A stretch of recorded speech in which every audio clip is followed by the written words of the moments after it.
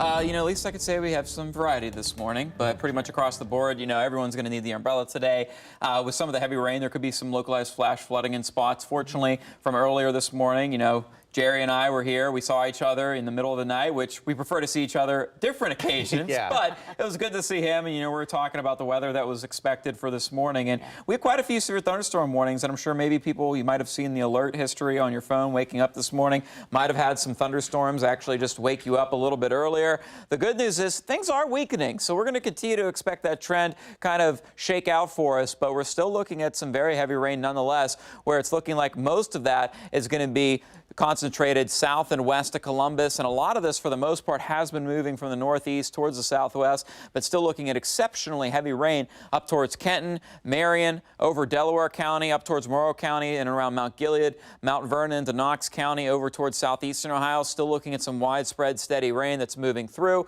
We did have a severe thunderstorm warning that was located in parts of Fayette County, Ross County. That has since then been expired, but still very heavy rain associated with that as it continues to push towards the south. Closer to home here in Columbus, we're still looking at some heavy rain in spots and even a few lightning strikes. And this is something that, again, don't be caught off guard. You look at the radar and you see where the cluster of the lightning strikes are. You can see lightning as far as 5 to sometimes even 50 miles outside of the core of a thunderstorm. So the rule of thumb is, when thunder roars, go indoors. That's because technically, if you can hear thunder, there's a chance that you could be struck by lightning. So something you definitely want to keep an eye out for, especially for the kids as they're getting ready for the bus stop this morning. I am anticipating that this rain will weaken, but we'll likely deal with this for a couple more hours. So rain boots, the umbrella, you name it, you're going to need it to step outside this morning.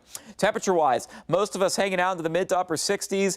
Not a whole lot to talk about in regard to that. A little bit cooler, but dew points right at that number as well, which means it's very humid out. We're going to continue to see these showers and storms taper off through around 7 o'clock. And then as we approach 8, 9 o'clock, things will improve drastically for us. We'll likely say mostly cloudy to start the mid-morning and then drying out by the afternoon. We'll see some clearing as a result. Temperatures will be around 80 degrees by lunchtime and near 90 as we approach just 3 o'clock. So quickly heating up. Winds will be a bit breezy out of the southwest. Our highs are going to be back into the low 90s today. If we can keep the cloud coverage later, that could come in handy, but still, we're looking at an extremely hot day. So you want to make sure that you're prepared for the heat. And as a result, we have a heat advisory that's in effect from 12 p.m. today until 9 o'clock tonight. So really not catching much relief until nighttime hours, where we'll still likely be into the 80s for us, which again, fortunately with some of the rain, we're not looking at these excessive heat warnings, as you can see, well to our west and towards the south, where we're looking at exceptionally hot conditions, where we're just kind of still under the influence of this heat dome, but we're kind of caught in between that and some active weather, which has been allowing some of this rain, which is why we are looking at a heat advisory, which is, lesser of an excessive heat warning, but really not by much, and you probably wouldn't know the difference either way, because it's still going to feel like it's potentially anywhere from 100 to 104 degrees as we approach 3 o'clock till about 8 o'clock tonight. So that's why it's extremely important, especially walking your pets early into the morning, although today not the best with the rain, or later into the evening hours. So best advice is to just keep it short and sweet.